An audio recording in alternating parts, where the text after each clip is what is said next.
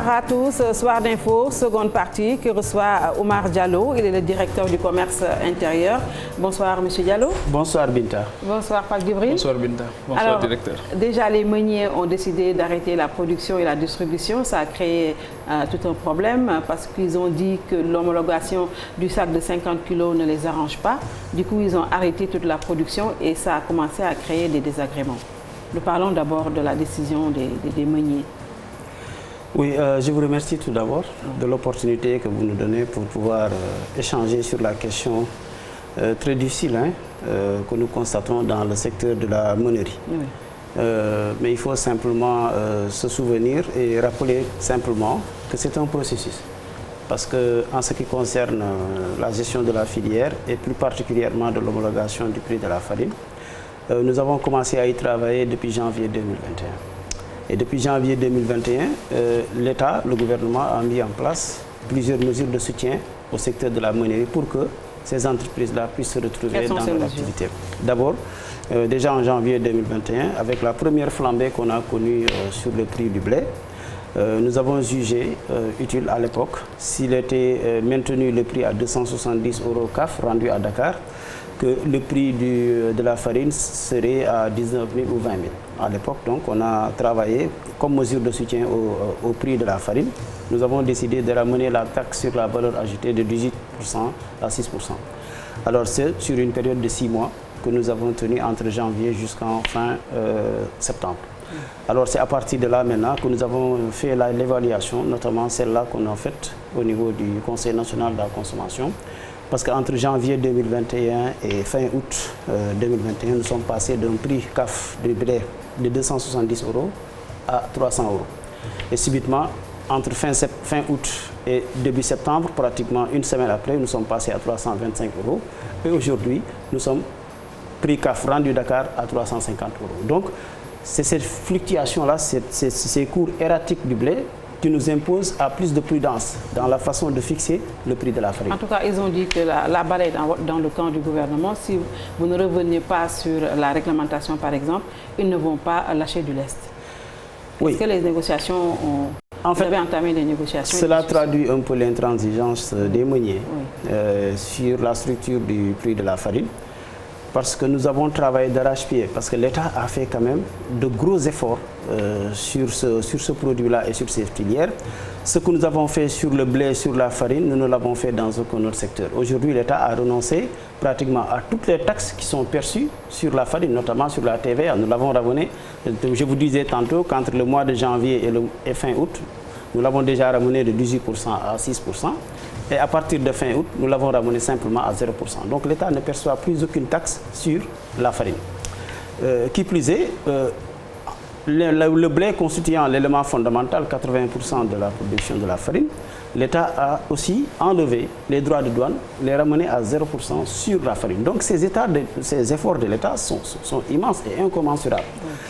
Mais à ce niveau-là aussi, nous attendons des meuniers qu'ils fassent des efforts. C'est vrai, ils en ont déjà fait en amont, à partir de janvier jusqu'à maintenant. Mais nous leur demandons, dès l'instant que l'État a fait tous ces efforts-là, que les meuniers aussi fassent le même effort. En quoi faisant, par exemple, sur la structure de prix, nous leur avons simplement demandé, d'habitude et sur pratiquement 6 mois, ils prenaient 2% de marge bénéficiaire. Les meuniers ont subitement remis sur la table le fait que normalement, ils doivent demander 10% de marge bénéficiaire. Ce que nous sommes en train d'y travailler. Alors derrière aussi, il y a des mesures qui ont une incidence fiscale. Et comme chaque fois qu'il y a une mesure à incidence fiscale qui est prise, il faut d'abord une évaluation.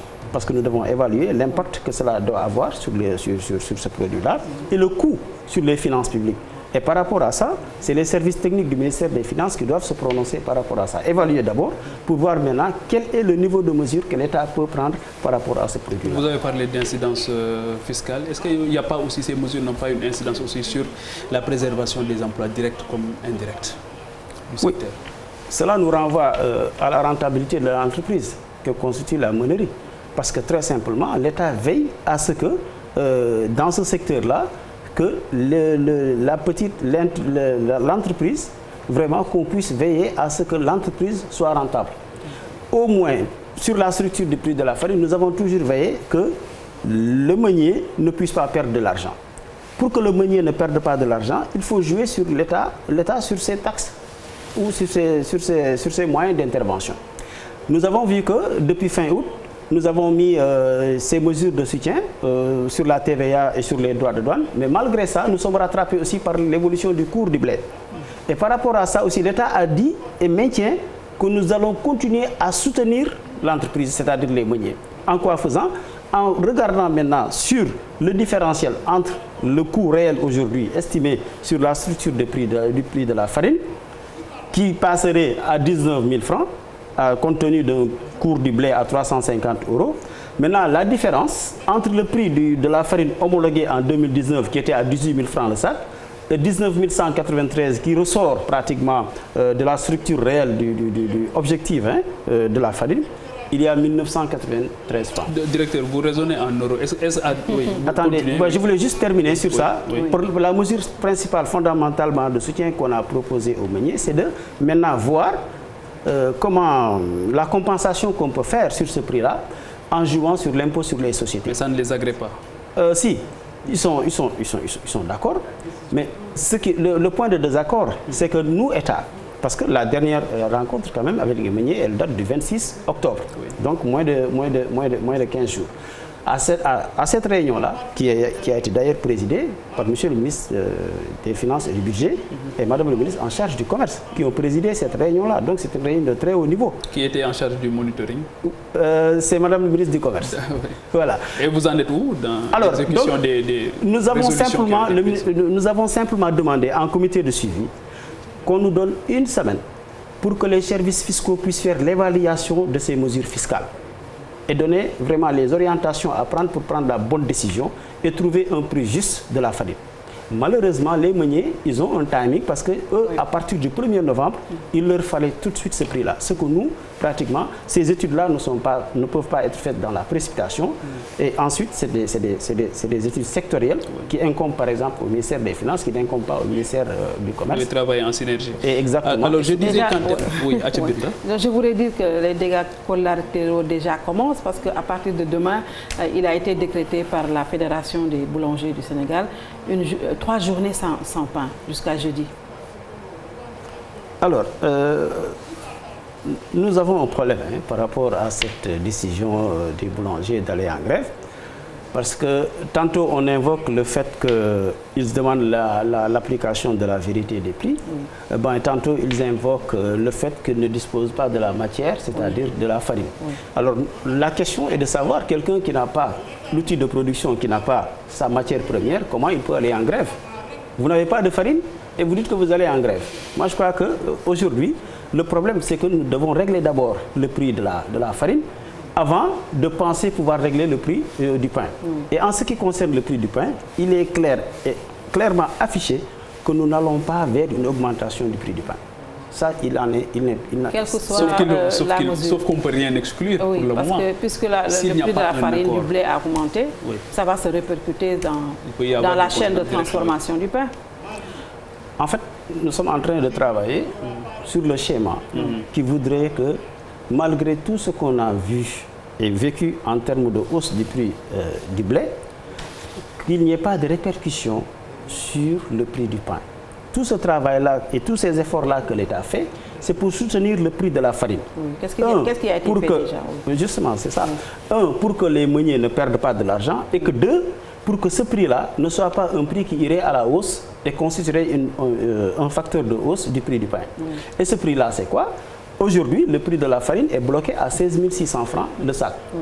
Donc, tous les efforts que nous allons faire, c'est d'aboutir à un prix juste de la farine à 16 600 francs. Maintenant, quitte à ce que l'État, derrière, fasse une compensation entre nous et les meuniers. Et c'est cette phase de la compensation sur laquelle nous sommes en train de travailler d'arrache-pied pour trouver rapidement une solution à ce problème-là.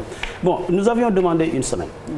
Et je crois que nous, en tant que tel, les services techniques du ministère des Finances sont en train d'y travailler. Parce que quand même, c'est des évaluations très sérieuses et très profondes parce que c'est des situations qui ont des incidences, encore une fois, sur les finances publiques. Et aujourd'hui, on ne peut pas se prononcer comme ça, très simplement, sur une situation qui est là, qui nous oblige à aller très vite et oublier derrière qu'il y a des impôts. Directeur, on peut retenir aussi la situation qui est vécue actuellement comme une des conséquences de la pandémie du Covid-19.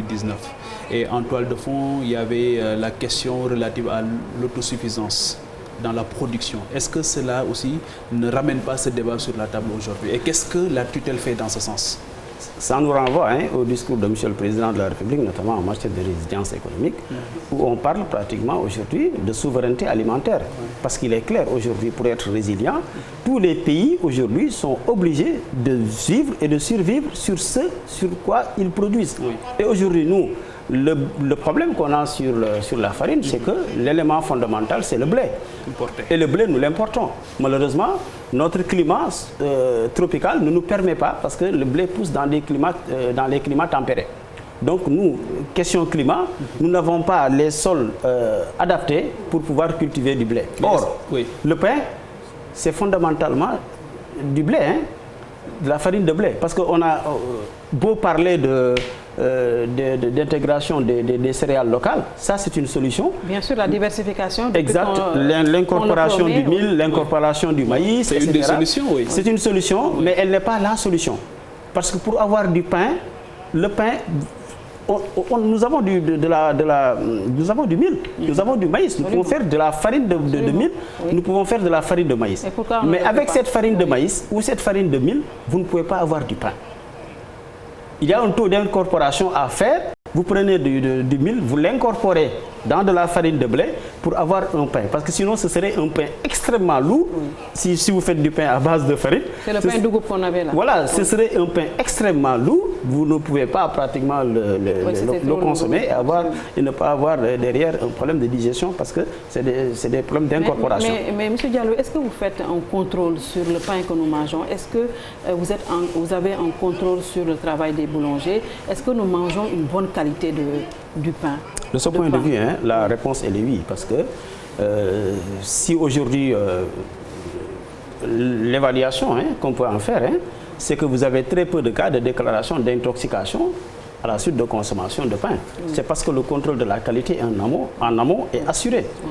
Dès le départ, en ce qui concerne les intrants, le pain c'est quoi? Le pain c'est de la farine, c'est de l'eau et c'est du sel. Sur la farine, nous avons même un renforcement de la qualité de la farine parce que la farine est renforcée et enrichie en vitamine A. Donc il y a un contrôle de la qualité qui se fait en amont. Sur le sel, il y a aussi un enrichissement du sel en iode qui fait que le sel iodé est extrêmement important dans la fabrication du pain. Donc en amont, il y a ce contrôle de la qualité qui est effectué. Mieux. Les régions et les conditions d'hygiène et de fabrication dans les boulangeries, nous y veillons particulièrement parce que ce sont des descentes sur le terrain que nous effectuons en collaboration même d'ailleurs avec les autres sectoriels, notamment le service d'hygiène qui intervient, notamment en ce qui concerne les certificats médicaux qui sont réclamés aux fabricants. Il y a donc la qualité. Il y a également un autre problème qui s'était posé avec le sucre. L'État avait sursis sur la taxe TCI, je pense, jusqu'au 15 octobre, jusqu'au 15 novembre. Je pense qu'on est arrivé à échéance. Est-ce que cela veut dire que prochainement, il va avoir encore une autre hausse sur le prix du sucre cristallisé? Bon, d'abord, il faut revenir à ce qui avait motivé qu'on prenne cette mesure de suspension de la TCI sur le sucre. À l'époque, la compagnie sucrière, qui est notre industrie locale et qui nous fournit pratiquement les 3/4 de nos besoins en sucre, était en fin de campagne. Donc il fallait importer 60 000 tonnes de sucre sur 2 ou 3 mois. C'est-à-dire qu'il nous mènerait jusqu'en début novembre, là où on en est aujourd'hui. Alors à l'époque aussi, le cours du sucre était extrêmement élevé et en laissant en l'état le cours du sucre, les potentiels importateurs ne verraient pas intérêt à aller chercher ce sucre-là et approvisionner le marché intérieur. Parce que nous veillons principalement à ce que d'abord les produits soient disponibles, ensuite maintenant pour qu'on voit l'aspect prix. Donc lorsqu'on a vu que sur ce prix-là, on ne pouvait pas avoir du sucre au Sénégal, nous avons jugé utile de jouer sur la taxe complémentaire à l'importation. Parce que n'oubliez pas aussi que cette taxe-là était censée protéger une production locale existante. Or, je vous ai dit que la production locale de la compagnie sucrière était à l'arrêt pendant 2 mois jusqu'au mois de novembre. Donc, c'est pourquoi cette mesure-là, nous l'avons calée au 15 octobre. Sachant que, au-delà, pratiquement, la production nationale de la compagnie sucrière serait sur le marché. Donc aujourd'hui, nous ne craignons pas pratiquement une hausse du prix parce que très simplement, nous avons assez de stocks qui ont été achetés sur cette base-là. Il n'y aura pas d'augmentation sur le prix du sucre. Et que la récente fixation du prix du sucre a été homologuée en fin août à 600 francs le kilo au détail. Donc le prix du détail ne changera pas. Très bien. Et les hausses sur les autres denrées de base? Quand vous parlez de denrées de base, c'est basique. C'est-à-dire, il y avait le prix de l'huile, il y avait le riz, en la matière, vous avez trois produits. Vous avez le riz brisé ordinaire, vous avez l'huile végétale de palme et vous avez le sucre cristallisé. Parce que ce sont les produits qui font l'objet de plus grande consommation. Alors, sur le riz brisé ordinaire, nous avons fait le focus sur le riz indien. Parce que 90 000 tonnes de riz sont consommées mensuellement sur ce riz-là. Il fallait bloquer le prix, nous l'avons bloqué à 300 francs. Parce qu'à l'époque, nous nous sommes rendus compte qu'il y avait une rigidité au niveau des commerçants détaillants qui refusaient d'appliquer pratiquement les gains qu'on avait. Parce que chaque fois que le prix du riz baissait, au niveau gros ou demi-gros, nous ne sentions pas cette répercussion-là sur le prix du détail. C'est pourquoi nous avons bloqué à 300 francs sur ce riz-là. Nous avons fait le même modus operandi sur l'huile végétale de palme parce que c'est cette huile-là qui est la plus largement consommée, notamment celle qui est dans les bidons de 20 litres. Et nous avons fait aussi la même chose sur le sucre en poudre. C'est pourquoi vous ne verrez pas, sur le sucre en morceaux, il n'y a pas d'homologation de prix. C'est un prix qui est resté ouvert. Voilà. Et pourquoi aujourd'hui on devrait toujours continuer à importer de l'huile alors que nous avons la Sonacos, nous avons tout ce qu'il faut être autonome par rapport à ça? Excellente question. Ça nous renvoie à la question de Pape Djibril sur la résilience. Alors, le problème dans ce domaine-là, la Sonacos, les 2 dernières campagnes n'avaient pas suffisamment de graines pour pouvoir raffiner de l'huile et la mettre sur le marché. Deuxième problème, aujourd'hui, la Sonacos a pu avoir en 2020-2021 65 000 tonnes de graines d'arachide.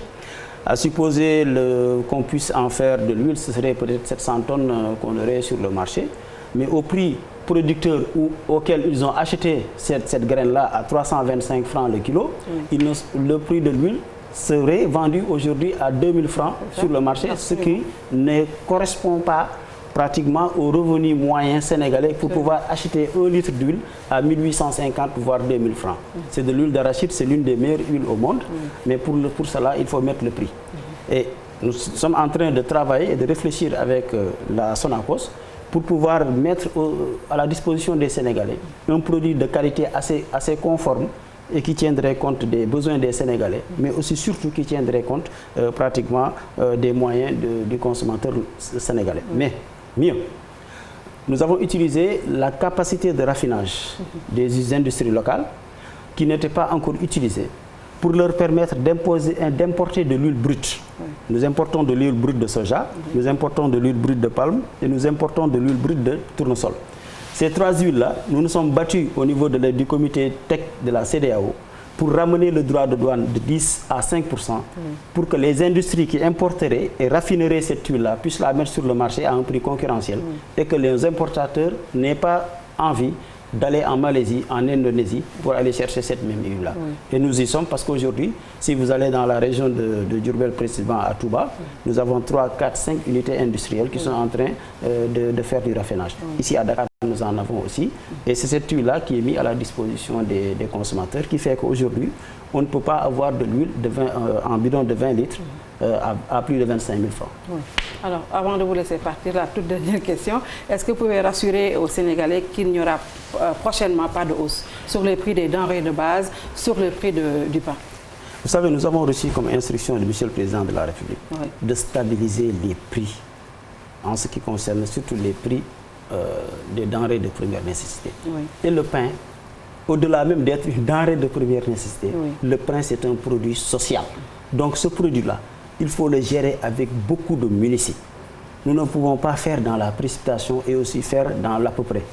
Pour ça, il faut être très précis. Et comme je veux être très précis, je vous le dis, nous veillons à ce qu'il n'y ait pas une augmentation du prix de la farine qui entraînerait une augmentation du prix du pain. Voilà. Très bien. Monsieur Diallo, merci d'avoir répondu à notre invitation. Merci Pape Djibril. Merci Binta. On était en mode chauffage 33 pour le climatiseur. Oui, c'est ressorti sur ma barbiche là. Merci beaucoup en tout cas. Merci d'avoir suivi et bien bonsoir. Merci.